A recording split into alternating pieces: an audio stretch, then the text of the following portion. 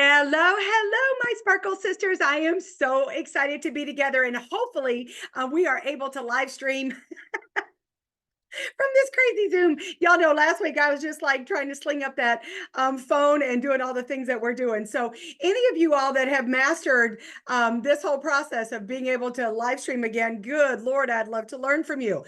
Together we are better. And can you believe that we are in our last chapter of Step Out of the Box? We have truly learned about our dream lives. We have figured out our way out of the land of the lazy, out of the maze of mediocrity.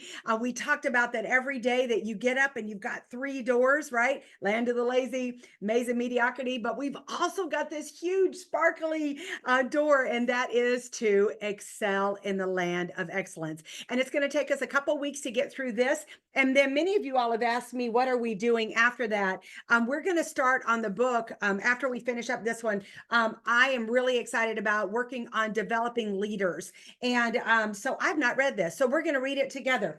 And super excited to go through that with y'all. So that will be our next series. I've also got some of my Lion Chaser girlfriends that are going to be on in the month of May. So we're super excited about that. So let's talk about one of the things that I put up yesterday was this quote right here. And it just says, remember that you will either discipline yourself or so that you can discipline a day that makes your soul smile, or you're going to spend the rest of your life with someone disciplining you and telling you how to build a day that makes their soul smile. So what does that mean? That means that in whatever you do, whether you're in ministry or a nonprofit or in business or a mom or whatever it is that you're doing, that there are certain things that you can control. In our business, we get to decide who we want to work with. We get to figure out our rhythm. When do we want to work? How do we want to work? Do we want to work virtual? Do we want to work in person? Do we want to work with one person? Do we want to work with a lot of people? That's why whenever you get started in something new, try everything. I never dreamed that I would grow my business in the way that I did. I love to find people to be face models, which is funny since I didn't wear makeup and I didn't know where makeup went, but yet that was the way that I felt like I could give a compliment. So probably, this is going to sound really weird, probably whatever you're fighting the most against, I bet underneath that rock there's a little treasure underneath there. So what is something that you've really been fighting against? Again, the same thing about discipline yourself. I've shared with y'all before, I'm 60 now, and I'm so grateful that, first of all, I started taking care of my skin at 23, but that I've also done my very best to take care of my health. And I feel like that, it's that compound interest of investing. Whenever I started investing, whenever I was young, has grown through the years. Well, the same thing with my skin. I've got good skin because I've been washing my face twice a day for 40 years. Whenever I take a look at almost 40 years, but the same thing in my health, because I have made not always perfect choices, but good choices, I am really healthy. And so I'm not dealing with a lot of that. And so for y'all, no matter, we always talk about when's the best time to plant an oak tree. Well, 100 years ago, or today. So start with where you're at, but the health that you're going to enjoy, the finances that you're going to enjoy, the mindset, right? I'm so grateful that I have worked on leadership. I've worked on reprogramming my mind. I've spent gazillions of dollars on conferences and books and on now podcasts and all the things that are going on because I had to reprogram my brain. So I do feel like that in the discipline, you might not be able to control your job, but you can control how you react. You can control how you are an encourager. You can control how well you do your job. Now, you may not get the affirmation, you may not get what you want, but at the end of the day, we're going to talk about being a promise keeper versus a promise breaker. Promise keeper, promise breaker, promise keeper, promise breaker. And that at the end of the day, the only person that we really can control is ourselves. So starting out with the discipline of what do I need to do to define a good day? So what does your quiet time look like? We've talked about that. What does your health look like? How are you getting enough water? How are you eating? Are you doing some food prep? Are you doing some different things like that? Are you, watching your sugar intake? I got so tickled the other day. I don't normally lose my cool. I rarely lose my cool, but I'll guarantee you it's because I ate a daggone banana. There is something. I love them. I love bananas. But the problem is it spikes my glucose so high that I am either meaner than a snake or I am an absolute wimp. Like I was talking to somebody and I just went, I just like made such a big deal over something. And it was a big deal, but I was making it a much bigger deal. And I just eventually I'm just like, I am so sorry. This is something I feel passionately about, and it is wrapped in a banana. And so you also have got to look at what are the things that set you off. So I know that I've got to eat protein in the morning. I know that I can't eat a heavy dinner and then do something in the evening. I know that my body, I'm going to be the best from about 9 to 1. That's my A game. So I'm going to give that to the most important people, most important projects. So you got to start learning to listen to your body. When are you at your best? This is something I want to just show y'all really quick, is that as you're working on your goals and you're working on designing that day, this was something I came up with obviously in 2017, but it talks about the most powerful version of yourself. And this is where we're going to hang out today, because there's a lot of kind of processing that's going to go along with. And I would love for y'all to type in some of your answers, because remember, we're not doing this for my ego. We're not doing it to build a platform or whatever. What we're trying to do, my mission with this is to create a place where we can share our own experiences. And so when you are ready to start designing the day that you love, so that we talked about this, I'm going to come off of this for just a minute. We talked about that nobody has a discipline problem. What we have is a passion or a purpose problem, that when passion and purpose are present, discipline is never a problem. Okay.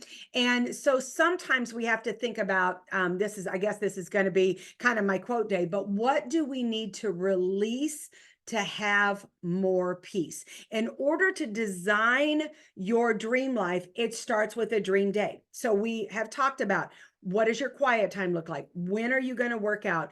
When are you going to eat? When are you going to invest the time that's important? I talked about having that. One of the other things we've talked about during this series is a lot of us need a transition time. I am so alpha. I'm so high A, or whatever it is. I love to work. Like, I love to work, and I am basically obsessed. Whatever I'm doing, like if I'm working with students at church, I'm there. If I am being a wife, I'm there. Like, I am just, whatever I'm doing, I'm just there. And so what I've learned to do is that I've got to have some transition time. So we talked about, for me to be the kind of mom that Samantha would even want to come home to, the kind of wife that my husband would want to come home to, into the home that was peaceful, I had to stop working about 20 to 30 minutes early so that I could take a nap. I could clear my mind. I could shift out of, I'm building this business, into, okay, wait a minute. Now, you know what? I don't just want to be a hero over here. I want to be a hero in my own home. So there might be some transition times that maybe you need to work on. If I've spent a lot of time with family, like the less I do, the less I want to do. So then sometimes what I have to do, in fact, I do it this morning. Like, I had to walk around. I love the book, The Circle Maker, from Mark Batterson. Like, this morning I was just like, just really, just thinking a lot today, but that isn't what I need today. Today I need to activate. And so I was walking around my office down here, and and you got to do what works for you. But me, I am praising the Lord. I've got a great playlist of music that gets me going, so that whenever I sat down here, I got going. So what are the things that trigger you to get into the mind space and the heart space of what is before you right now? So when you go to design your day, so again, what are the things that you want to be able to do? Now, as you're going along, and a lot of you all that are on here are in business, and I kind of talk about it through the lens of the business that I do. And so it's very easy to cross over into however you're working with that. But to think about a time that you were the most powerful. In other words, basically you had that Midas touch. Uh, no matter what you did, your business grew, or your nonprofit grew, or your ministry grew, your marriage grew. You felt you really did leap out of bed. It was just momentum was on your side. It was just really, really, really fun to be you. And you didn't even have to work as hard to get amazing results. So during that time, what happened is that there was this collision of your powerful self all coming together. And then what happens is that we 1 degree pivot away from powerful. Let me show you what I'm talking about. Whenever I discovered this, y'all, it was a game changer for me, and then also for those that I coach. I pray it is for you. So there are 5 areas in your life if you are going to lead large. Again, we've talked about leading large doesn't mean it has to be a large organization, but leading well, leading large. So what were you doing when you were the most powerful? Some of you all are in this moment right now. But in your head, what did you listen to? What kind of music did you listen to? The second question is, when did you listen to it? That has a big thing to do with, we know that we can reprogram our mind going to bed. I was talking to some young students, and they love to read like me. I love to read. That's one of the things that I do to escape and just to shut down. But I had to stop reading like murder mysteries, because then all of a sudden I'd be getting out of my car and they'd be like, and she stepped out of the car and the madman jumped out. So there is so much horrific, horrible, scary, yucky things on TV. I do not watch any TV like that. It just plants seeds of fear. So I'm very careful, even when I'm reading for pleasure, that it's not going to plant more seeds. Who are you plugging into? What podcast? Where did you post your goal posters, your positive affirmations? Where all were they? I know that when I'm working on a goal, I've got them everywhere. And it's just a bigger deal. What was the message on your voicemail, or what was your tagline? So these are some things right here that you can control, and it will make a difference. And so when you start thinking about, okay, I'm feeling really good mentally, I'm feeling good, these are going to be some of those triggers that when you've got these aligned, you're going to be able to handle graciously what life is going to hand you. Now, we all know that there's that top 1% of things that's going to knock you on your knees along the way, but just working in your life, this is going to make a difference.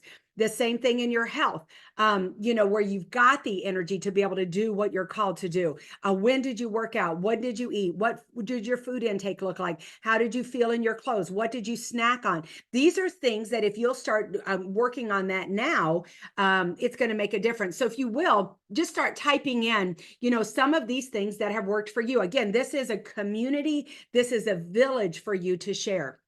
The heart part of this, right? To have your heart aligned with your head. How did this goal move you closer to your dream life?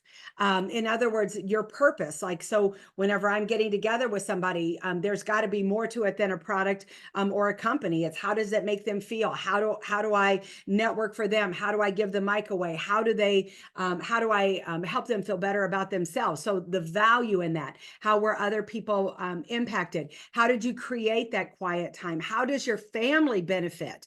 I was talking to one of our leaders, and she just kept talking about, I want to leave this legacy. I want to leave this legacy of wealth. And, as I was talking to her, I just had this catch, and, the Lord was just like, ugh.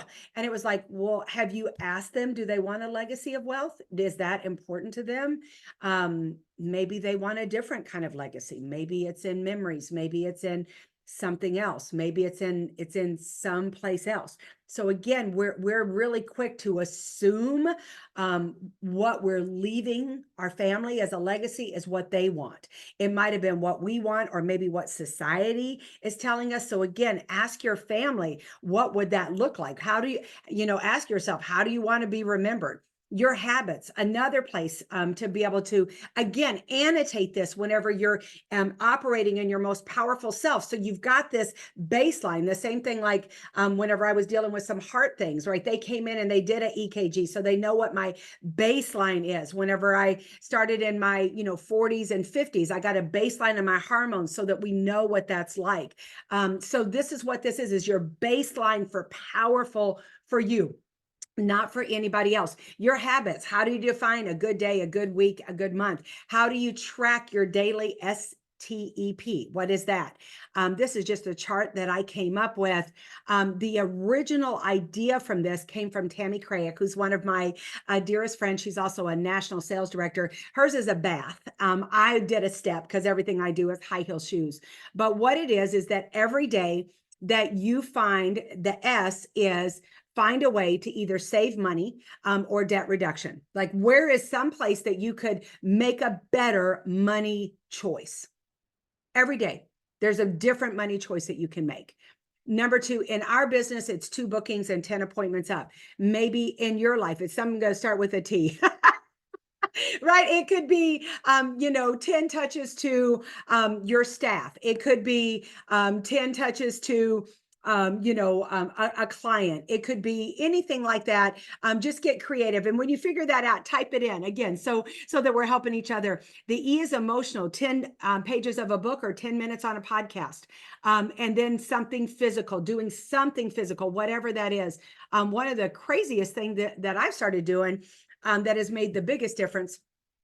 I had to do this before I was hurt at that crazy event. But like when the coffee is brewing, I would do all my stretches, and boy, do I miss that. I'm start physical therapy on later this week, so hopefully we'll be able to get back to that, because what a difference! It was only like 5 minutes, but I was doing all of the stretches, and my body felt better, and it wasn't a big deal. It was just those 5 minutes of being able to do that physical. Sometimes I could get up on the treadmill, sometimes I could walk, sometimes I could do other things, but I knew that every day, 7 days a week, I could do that stretching, and it just got my body going. So, what can you do in the minutes that you are winning that? So here's what we've got, STEP. So if you've got this up, then you can just mark that off. Give yourself a gold circle, little gold star on any day that you do all 5 or all 7 of those. If you only do 2 of them, give yourself a silver star. If you do less than 2 of them, you don't get any star. So whenever you're at the end of the week and you wonder, oh my gosh, I feel so good, it may not be the scoreboard may not be an indicator, but you feel really good. Why? Because you did the things that you need to do in order for you to feel powerful. And when you do that long enough, then it's going to shift your brain, shift your heart, shift your mind. So your head, heart, habits all align.